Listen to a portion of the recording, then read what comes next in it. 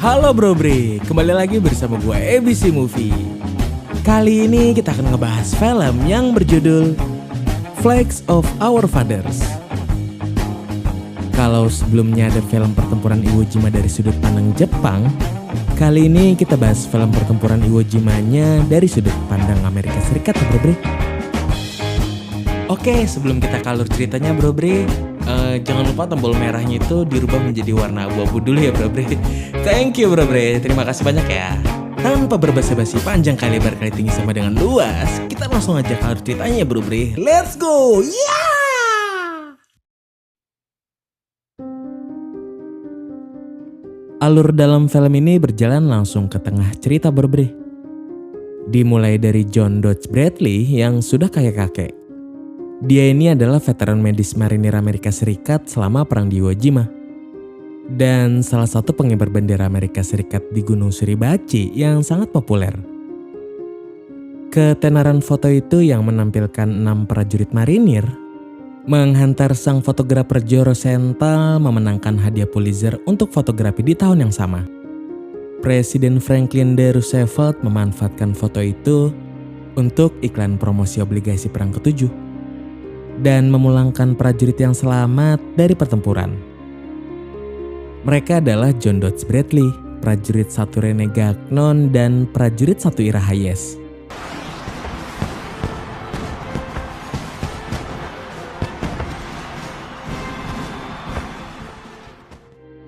Beralih ke Desember 1944, mereka bertiga tergabung di Korps Marinir Amerika Serikat dari Resimen Marinir 28. Bersama dengan Sersan Mike Strang, Kopral Harlon Block, prajurit 1 Franklin Sousley, Sersan Hank Hansen, dan prajurit 1 Ralph Iggy Ignatowski. Para marinir dilatih di Camp Tarawa, Hawaii. Sebelum diberangkatkan ke Iwo Jima, mereka dilatih mendaki gunung dan naik kapal Higgins.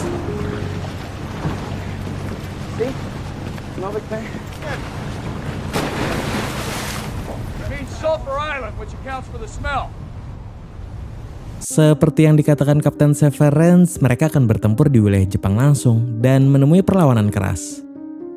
Berbeda dengan di Guam maupun Saipan.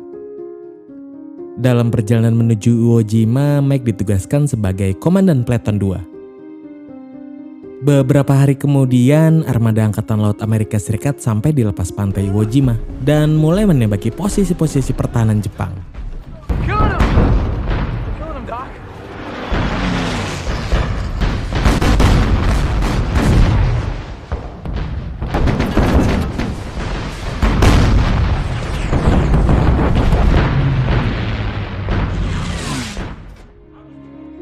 Selama pengoboman itu, para marinir masih bisa bersenang-senang.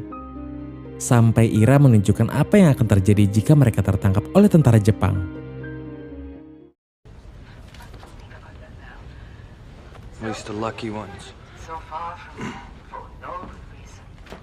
Pada hari berikutnya, 19 Februari 1945, prajurit marinir didaratkan di pantai dengan kapal pendarat, tapi nggak menemui perlawanan sama sekali.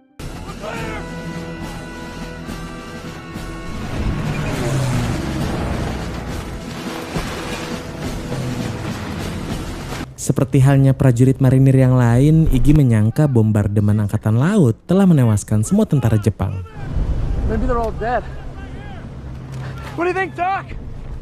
Tanpa mengira bahwa pertahanan pantai Iwo Jima sedang mengintai mereka.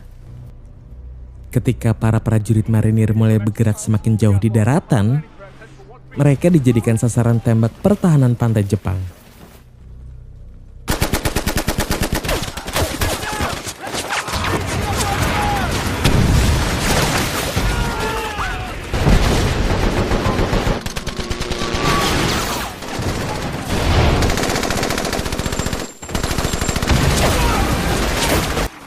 Pertempuran berlangsung dengan sengit, dan korban terus berjatuhan di pihak marinir.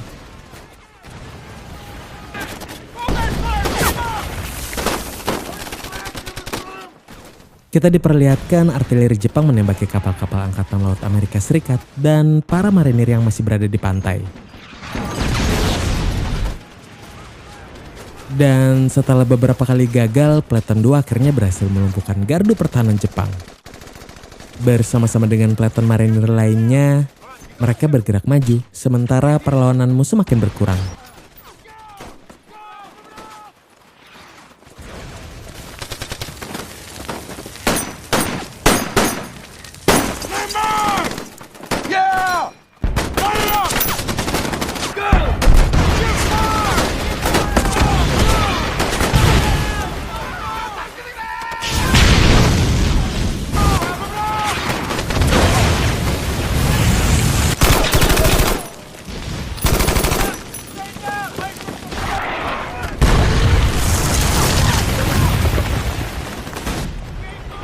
Daerah pantai pun sudah aman.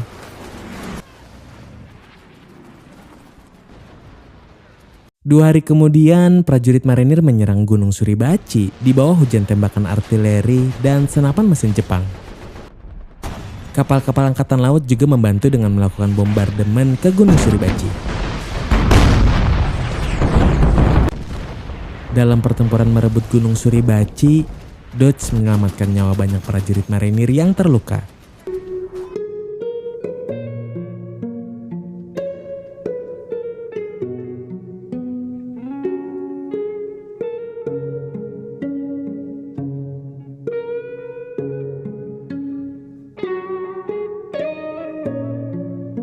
Atas jasanya, Dodge kemudian menerima penghargaan Navy Cross.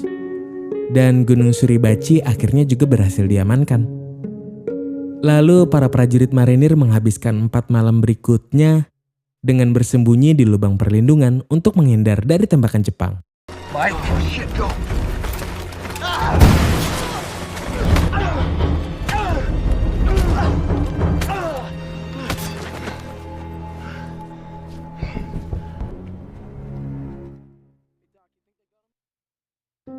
Singkat cerita, pagi 23 Februari, Peleton di bawah komando Hank diperintahkan mendaki Gunung Suribachi. Mereka pun sampai di puncak gunung dan mengibarkan bendera Amerika Serikat. Shit. Over here.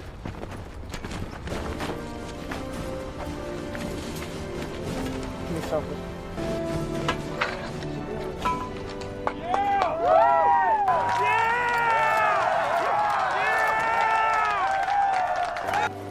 Look at that.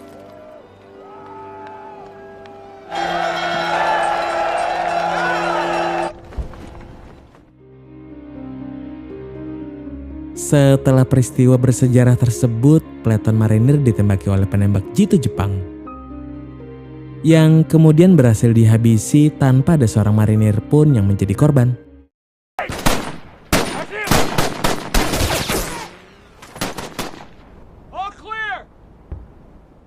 Ketika Menteri Angkatan Laut James Forrestal tiba di Iwo Jima, dia meminta bendera yang dikibarkan di puncak Suribachi. Kolonel Johnson sangat marah, tapi akhirnya menyerah dan menyuruh Kapten Severance untuk menurunkan bendera tersebut dan menggantinya dengan bendera yang lain. Severance pun memerintahkan Rene naik ke atas gunung untuk mengganti benderanya bersama Peleton kedua. Ketika mereka sampai di puncak gunung, Hank dan Peletonnya terpaksa menurunkan bendera pertama. Sedangkan Mike, Harlan, Dodge, Ira, Rene, dan Franklin kemudian mengibarkan bendera kedua.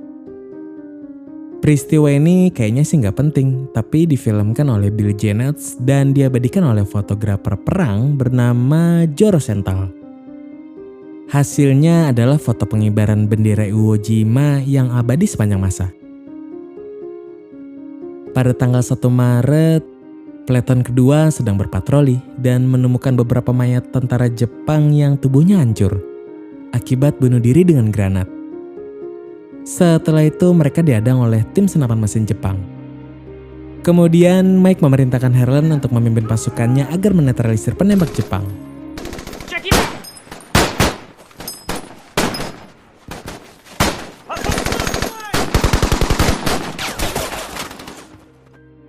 Begitu situasi sudah lebih aman, Mike memeriksa marinir yang ternyata sudah tewas. Dia pun berbalik dan memerintahkan unitnya untuk bergerak naik.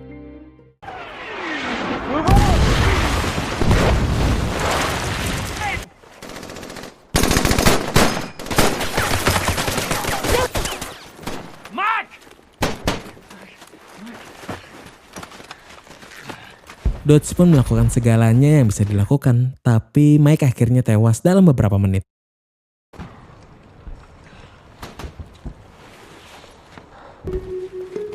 Kematian Mike membuat moral Peyton runtuh.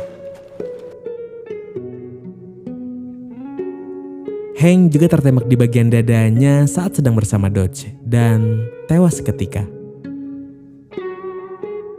Dan beberapa jam kemudian Harlan juga harus tewas akibat tembakan senapan mesin di depan mata Dodge. Menyusul kemudian ada Franklin yang tewas tertembak di pelukan Ira. 2 malam kemudian ketika Dodge sedang menolong marinir yang terluka, Iggy diculik tentara Jepang dan diseret ke gua. Jasad Iggy yang penuh bekas-bekas siksaan ditemukan beberapa hari kemudian oleh Dodge. Dari 8 prajurit dalam satu peleton, hanya 3 prajurit yang selamat. Dodge, Ira, dan Rene. Beberapa hari kemudian, Dodge terluka akibat tembakan artileri ketika mencoba menyelamatkan seorang rekan satu korps.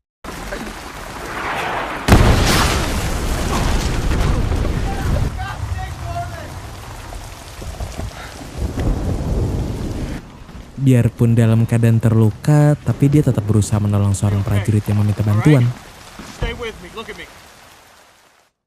Akhirnya Dodge selamat dan dikirim pulang ke tanah air.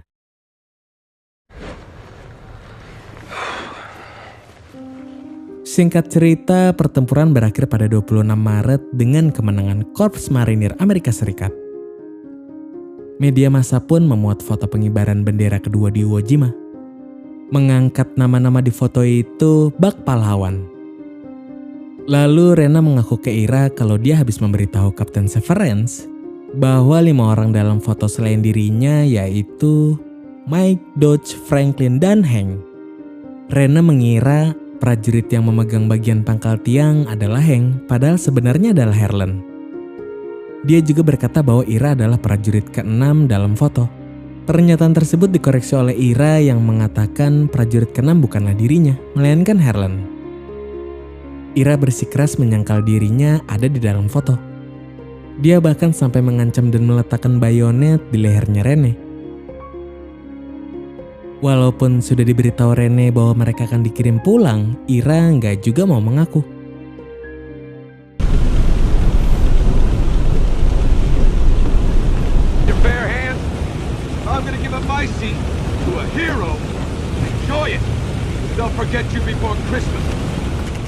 Setelah diancam akan dikirim kembali ke medan pertempuran oleh Sersan Caius Beach, Rene akhirnya menegaskan bahwa prajurit ke-6 adalah Ira.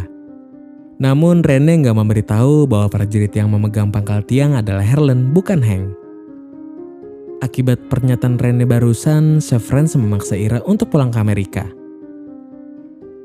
Di tempat lain, Dodge yang sedang dirawat juga melihat fotonya di sebuah koran.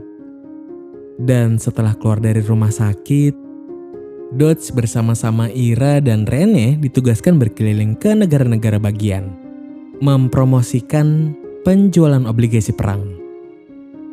Ketika berada di Washington, mereka bertemu dengan Bud Gerber dari Departemen Keuangan Amerika Serikat. Dodge mengetahui bahwa ibunya Hank masuk dalam daftar ibu-ibu dari pengibar bendera yang tewas. Ira jadi sangat marah karena seharusnya ibunya Harlan lah yang dimuat. Namun karena Amerika masih butuh uang dari penjualan obligasi ini, Bud Gerber meminta mereka untuk menyembunyikan fakta tersebut. Setelah itu mereka mendapat kehormatan menemui Presiden Harry S. Truman. Kemudian kita diperlihatkan saat sedang berada di kereta, beberapa orang menyalami mereka dan menganggap mereka pahlawan. Tapi hal itu justru sangat berat bagi Ira. Mengingat rekan-rekannya yang telah gugur lebih layak ada di sini. Sesampainya di negara bagian pertama, mereka disambut sebagai pahlawan Iwo Jima. Lalu Rena mewakili berbicara di podium dan mengajak masyarakat membeli obligasi ini demi memenangkan perang.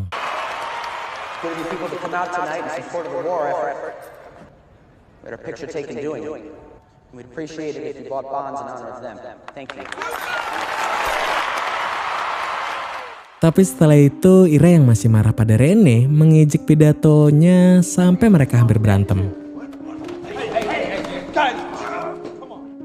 Singkat cerita, di sebuah perjamuan makan malam, mereka bertiga dipertemukan dengan ibunya Hank, Mike, dan Franklin.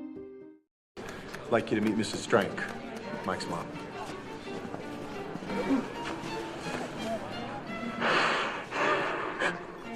Illinois. Thank you. Excuse me. Make sure you call. I'm Franklin's mother. Di situ Dodge nggak sanggup mengatakan yang sebenarnya kepada ibunya Hank. Bahwa anaknya sebenarnya nggak ada di foto pengibaran bendera kedua. Sepulang dari sana, Ira mulai sering mabok karena terbebani predikat pahlawan pertempuran Iwo Jima. Kemudian Booth menunjukkan replika Gunung Suribachi di Stadion Soldier Field, di mana mereka bertiga diminta untuk reka ulang pengibaran bendera. Membayangkannya aja udah bikin Ira marah. Sehingga dia memilih pergi dan mabuk-mabukan sampai membuat kekacauan di tengah jalan. You're not supposed to be in the street swinging a chair. Chair down. And let's go.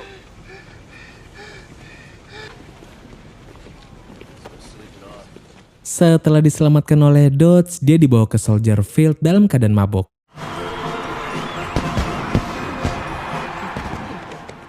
Dan selesai mengibarkan bendera, Ira muntah di hadapan Komandan Korps Marinir, Jenderal Alexander Vandergrift. Hal itu membuat Vandergrift sangat marah kepada Booth dan Keyes dan memerintahkan agar Ira dipulangkan. Ketika disuruh pulang oleh Keyes, Ira mengaku dirinya nggak tahan lagi diperlakukan sebagai pahlawan. Dan Mike adalah pahlawan yang sejati. Kemudian Ira pun meninggalkan tur duluan diantar oleh Dodge, Rene, dan Keyes. Saat Rene dan Dodge melanjutkan turnya, mulai berhembus kabar miring mengenai foto pengibaran bendera yang mungkin sudah direkayasa.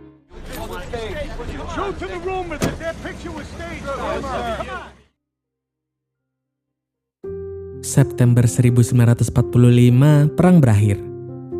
Dodge, Rene, dan Ira pulang ke tanah air. Ketenaran pahlawan Iwo Jima pun sudah redup. Rene diacukan para pengusaha yang menyanjungnya saat tur penjualan obligasi perang. Kemudian dia bekerja sebagai petugas kebersihan di sebuah sekolah menengah atas. Hingga meninggal dunia pada tahun 1979. Sedangkan Ira bekerja di perkebunan suku Indian. Dan kadang-kadang juga ada warga yang meminta foto, kemudian meremehkannya dengan memberi uang. Pada suatu hari di tahun 1952, Ira yang baru keluar dari penjara di Arizona berjalan kaki hingga ke Texas yang jaraknya lebih dari 2000 km demi bertemu keluarga Harlan Block. Lalu dia mengaku kepada Ed Block, ayahnya Harlan, bahwa prajurit yang memegang pangkal tiang bendera dalam foto adalah Harlan.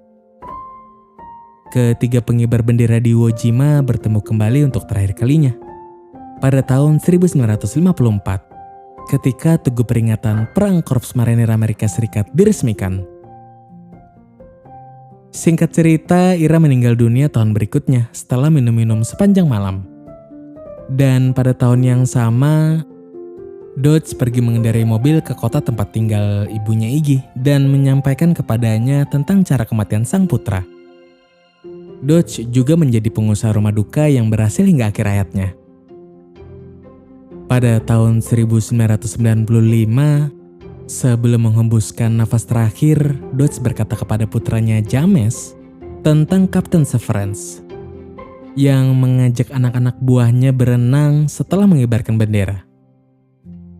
Dalam adegan kilas balik ke tahun 1945, para prajurit berenang di laut setelah mengibarkan bendera.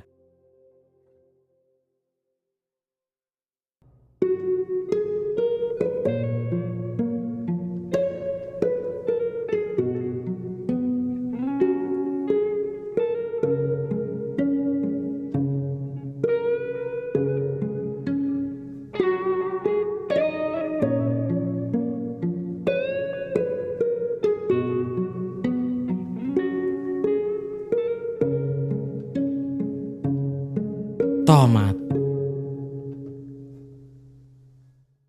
Gimana menurut kalian tentang film ini bro bre? Menegangkan dan melemaskan ora?